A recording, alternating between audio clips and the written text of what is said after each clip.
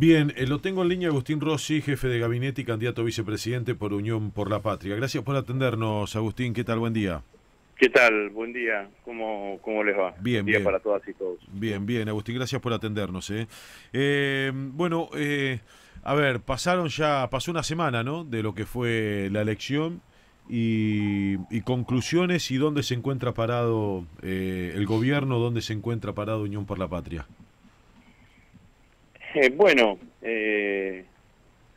la elección sí es una elección paso, que como todos ustedes saben es una elección en donde se eligen candidatos. ¿Quiénes van a ser los candidatos? Se seleccionan quiénes van a ser los candidatos en cada una de las fuerzas políticas. Independientemente de eso, siempre la elección deja una cantidad de resultados y que provocan el análisis político y que configuran escenarios. Ese escenario para nosotros está configurado en que eso que Cristina había dicho hace ya un tiempo, que era una elección de tercios, se consolidó. En 3 puntos de diferencia están las 3 principales fuerzas políticas. En términos individuales, Javier Milei es el candidato más votado, el segundo candidato más votado es nuestro candidato Sergio Massa, lo cual para nosotros nos deja en con una potencialidad electoral intacta. Así que estamos trabajando claramente con esta doble función, ¿no?, de ser candidatos y de tener responsabilidad de gestión, pero nuestra fuerza política está encaminada detrás del objetivo de mejorar la elección que hicimos y en ese mejoramiento de la elección consolidar un lugar en la segunda vuelta, que yo creo que lo vamos a tener, y competir fuertemente en el balotaje. Ujú. Hay una cantidad de votos que, como nosotros decimos, no tienen dueño, con los votos de aquellos candidatos que participaron del proceso electoral o bien perdieron en sus propias pasos, o bien no sacaron la cantidad de votos necesarias como que exige la ley como para pasar de las pasos a las generales, y están una enorme cantidad de votantes que votaron en blanco o que no fueron a votar o que no participaron de la votación. Mm. Así que nuestro esfuerzo y nuestra dedicación va a estar fundamentalmente enfocado para con ellos, para transmitirle cuál es la propuesta de Unión por la Patria, qué es lo que estamos hablando, qué es lo que está pasando hoy en Argentina y mirar claramente hacia el futuro, ¿no? La verdad que los problemas de la Argentina se resuelven hacia el futuro y no removiendo las cuestiones que estuvieron presentes en la Argentina durante años, ¿no? Mm. Yo, sí, No, lo Agustín, escuchamos. que a raíz de esa respuesta que el gobierno en esta segunda parte de la campaña espera a la gente, bueno, el primer paso importante es el viaje de Sergio Massa para cerrar el acuerdo definitivamente con el Fondo Monetario Internacional, para luego sí anunciar medidas que, entre otras cosas, como punto principal está la cuestión salarial, ¿no? Nosotros gobernamos durante todo este año con un escenario no provocado por la gestión económica, sino provocado por la sequía, de escasez de reservas.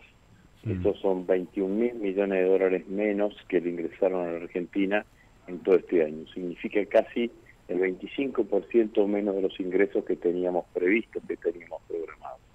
Cuando usted tiene escasez de reservas, lo que sucede siempre es que hay movimientos del tipo de cambio. Hubo hace 2 meses atrás, ¿se acuerda usted, Pablo? Mm. Un intento de corrida cambiaria que nosotros controlamos, y ahora con una fuerte imposición por parte del Fondo Monetario Internacional, y además en medio de un proceso electoral en donde los candidatos opositores avisan que directa o indirectamente van a llevar adelante una devolución abrupta, Mm. nosotros tuvimos que hacer una corrección del tipo de cambio para satisfacer o para tratar de, como resultado de esas dos situaciones y fundamentalmente una presión del fondo que nos pedía una corrección del tipo de cambio muchísimo más alta de la que finalmente tuvimos. Mm. Esto lo que genera son 3 pasos, digamos, ¿no? Primero, lo que hicimos fue tratar de estabilizar las variables financieras.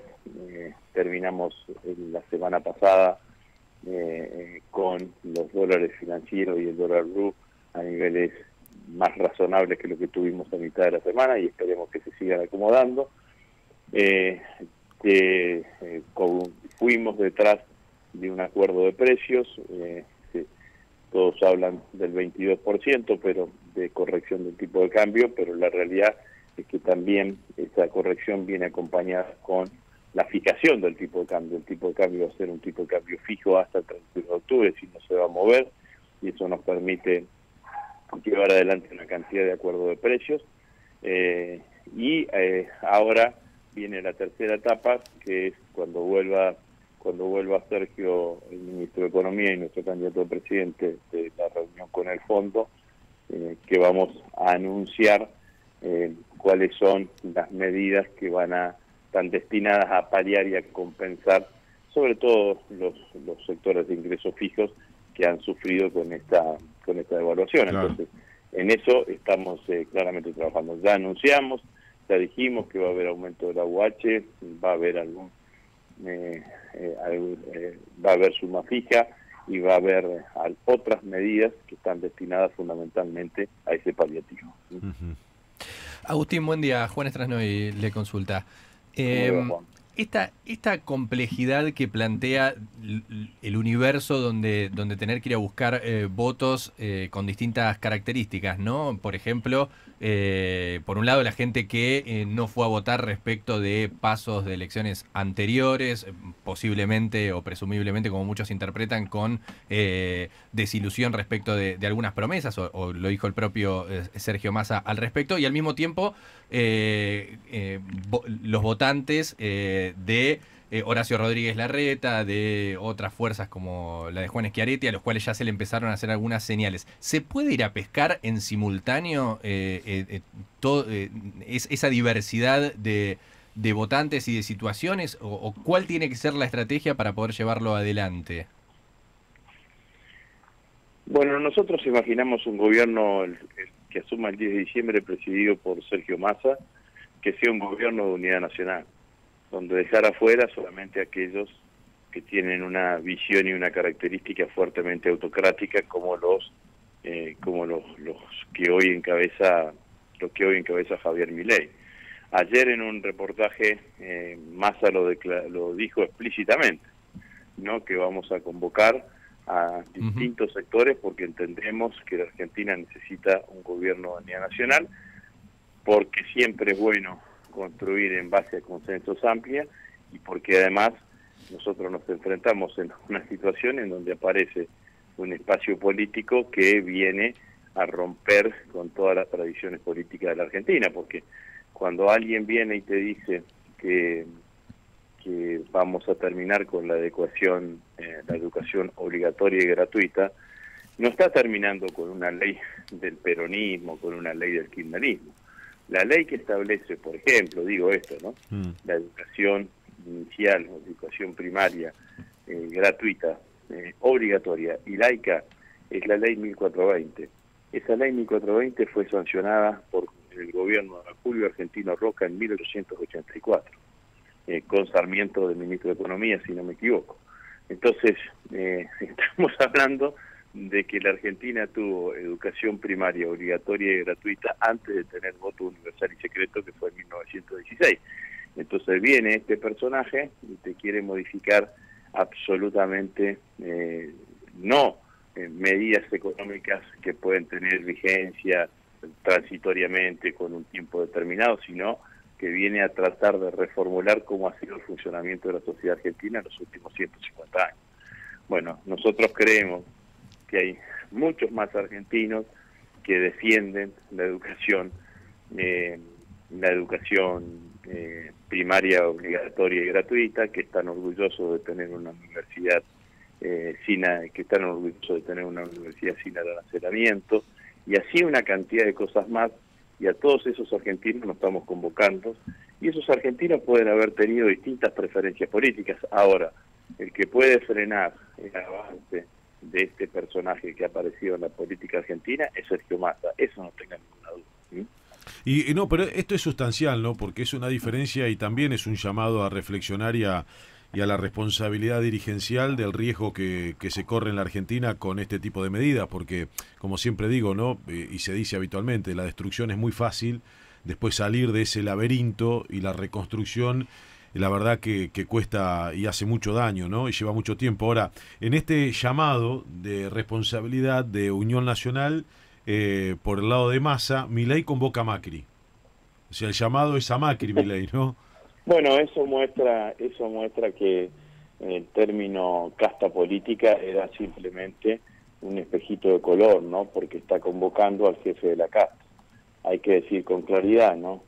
Macri es el jefe de Milei. Ha quedado demostrado, quizás lo ha sido siempre, ¿no? Pero ha quedado claramente demostrado que Macri es el jefe de Milei, lo imagina Milei a Macri como un superministro, ¿no? Y en esto de los esfuerzos que uno tiene que hacer y las condiciones que nos toca gobernar, yo quiero destacar el papel del presidente, ¿no? Porque el presidente, en el momento que tomó la decisión de no ser candidato a la reelección, él mismo anunció que sus esfuerzos iban a estar dedicados principalmente y fundamentalmente a la gestión. Y eso es lo que hace todos los días, ¿no? Y a veces escucho a algunos que inclusive me preguntan en algún reportaje periodístico, y dicen, bueno, ¿y el presidente? Mire, las reuniones de gestión, las veces que el presidente se reúne con Sergio Massa, o las veces que yo cruzo la puerta que divide mi despacho como jefe de gabinete para hablar con el presidente, no aparecen en ninguna agenda, porque son reuniones que tienen que ver con lo diario, con lo cotidiano, y claramente yo veo, y esto para tranquilidad de los argentinos, un presidente enfocado y dedicado fundamentalmente a la gestión, que fue el compromiso que hizo cuando asumió o descartó esa posibilidad de hacer uso de la facultad constitucional que le permitía ser candidato a la reelección. Ahora, Agustín, esto que estás marcando, no sé si viene a colación o no, pero hay una nota que salió el fin de semana que habla sobre el tema, sobre la agenda del presidente, ¿no? Pero fundamentalmente, digamos, en la gravedad de lo que está escrito en esa nota, más allá de lo que estás marcando de la función en la que está hoy el presidente de la Nación, en esa nota se habla y se dice que hay que al presidente se lo nota con sed de venganza.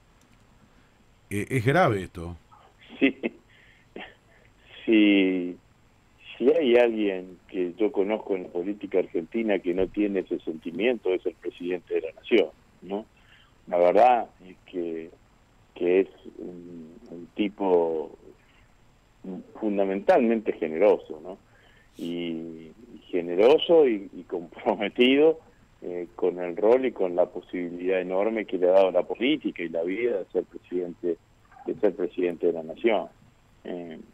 Nada más lejano que eso, ¿no? El presidente, como presidente, está enfocado en la gestión y trabaja y mucho alrededor de la gestión. Inclusive a mí hay cosas que, porque yo lo he dicho en algunas oportunidades, que este gobierno va a ser, una medida que pase el tiempo, que suele ser, que suele poner las cosas en su lugar, no siempre, pero en general ponen las cosas en su lugar.